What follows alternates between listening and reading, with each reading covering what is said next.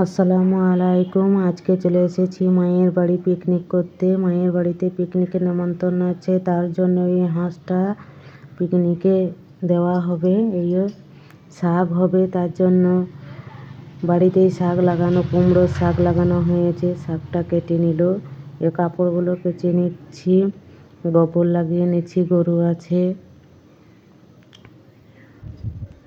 এগুলো সকালকার কাজ, এই কাজগুলো না করলে পড়ে থাকবে, তার জন্য এই কাজগুলো আগে সেরে নিতে হবে। তারপর আমরা পিকনিকে রান্না বান্না করতে লেগে যাব। এখন ঘষি লাগাবো, ঘষি লাগানোর জন্য চলে যাচ্ছি। এই চালগুলো পাছড়ে নিতে হবে, তবে রান্না হবে। এই চালগুলো পাছড়ে নিচ্ছি। এই যে পিকনিকের জন্য রান্না করা হবে। এই যে কত চাল, এইও দেখতেই পাচ্ছ, ছোট্ট করে একটা ব্লক। এইও ওই হাঁসটা নিয়ে যাচ্ছি, তার জন্য ওই হাঁসটার পিছনে দৌড়ছে ওরা, যে ওকে কোথা নিয়ে যাচ্ছে ধরে। এই দেখো, আমরা পিকনিক বানাবো, এটা আমার ভাইয়ের মেয়ে। এই মেয়েটা ধরে নিয়ে যাচ্ছে, খুব সাহসী, হাঁস ধরতে, ছাগল গরু ধরতে খুব এক্সপার্ট। এইও আমার মায়ের বাড়ির ছাগল, গরু, হাঁস, এই যে সব এখানে টাঙানো আছে।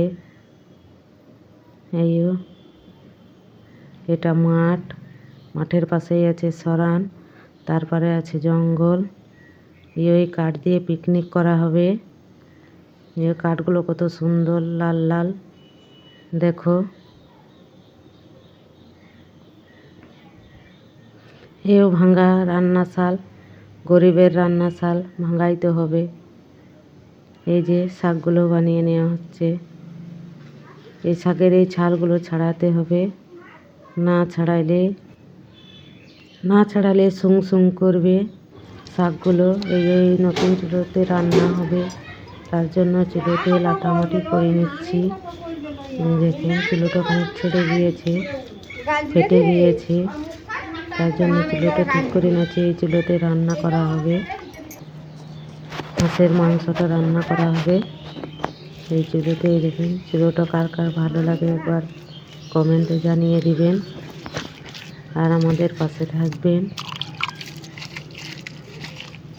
ভিডিও কোন জায়গাটা ভালো লাগছে তোমাদের একটুকু কমেন্ট করে জানাইও, আর একটা লাইক, একটা কমেন্ট, একটা শেয়ার করে দিও। এই চুলোটা আমি এখানে নিতে নিচ্ছি।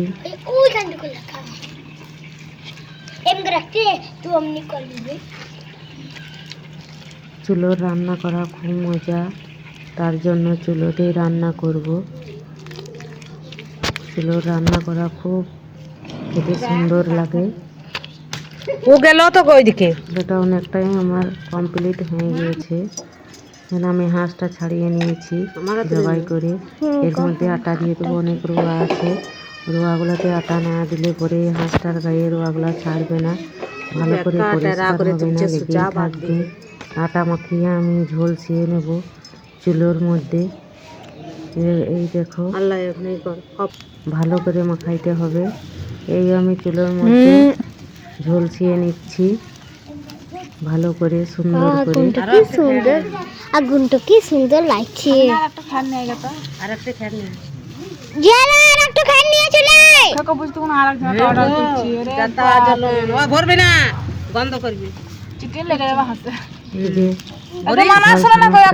কমপ্লিট হয়ে গেছে, আর একটু চাইলেই হয়ে যাবে। আটাটা মাখাইতেই হবে, আটা না মাখাইলে কিন্তু রোয়াগুলো ছাড়ানো যাবে না হাঁসের মধ্যে। হাঁস খেতে খুব ভালো, কষ্ট। তার জন্য আমি আটাগুলো ছাড়িয়ে পরিষ্কার করে নিলাম। এই নতুন উনুনটা ধরিয়ে নিয়েছি, দেখো কেমন জ্বলছে, কত সুন্দর।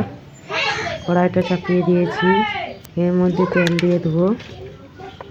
তেলটা গরম হলে পেঁয়াজ দিয়ে দেবো।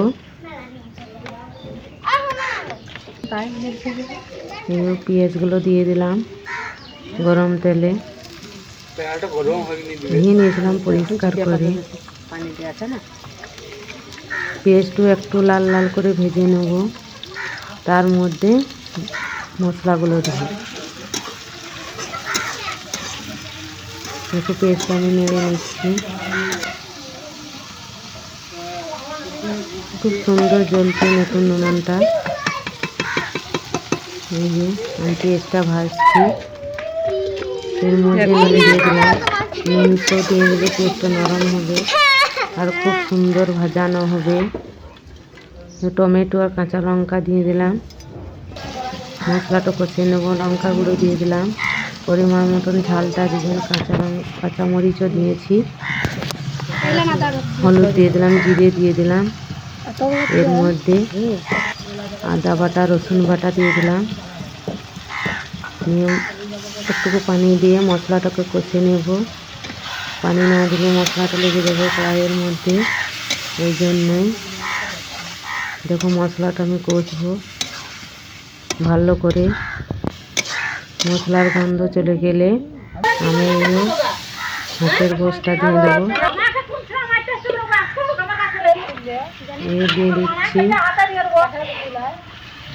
এই গোশটা খুব কষতে হবে, না কষলে হবে না, না কষলে গন্ধ দেবে না।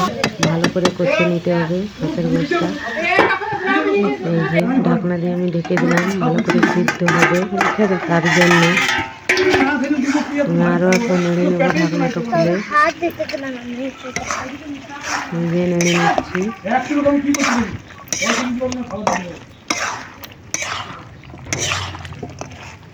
ভালো করে কষে নিতে হবে হাঁসের গোশটা। এই যে ঢাকনা দিয়ে আমি ঢেকে দিলাম, ভালো করে সিদ্ধ হবে। তার জন্য আমি আরও একটু নেড়ে নেবো ঢাকনাটা খুলে। নিজে নেড়ে নিচ্ছি।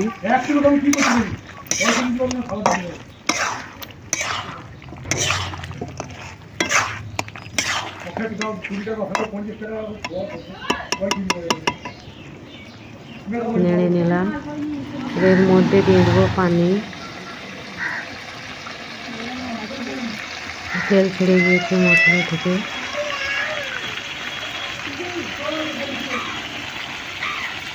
কষানো আমার কমপ্লিট। এবার দিয়ে দিলাম পানি।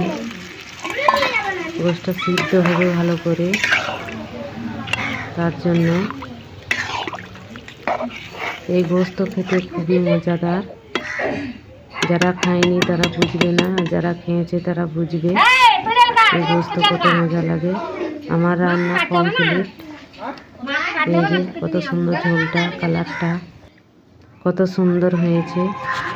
এই যে হাঁসের গোশত খেতে খুব মজা। রান্না হয়ে গিয়েছে মাশাআল্লাহ, খুব সুন্দর।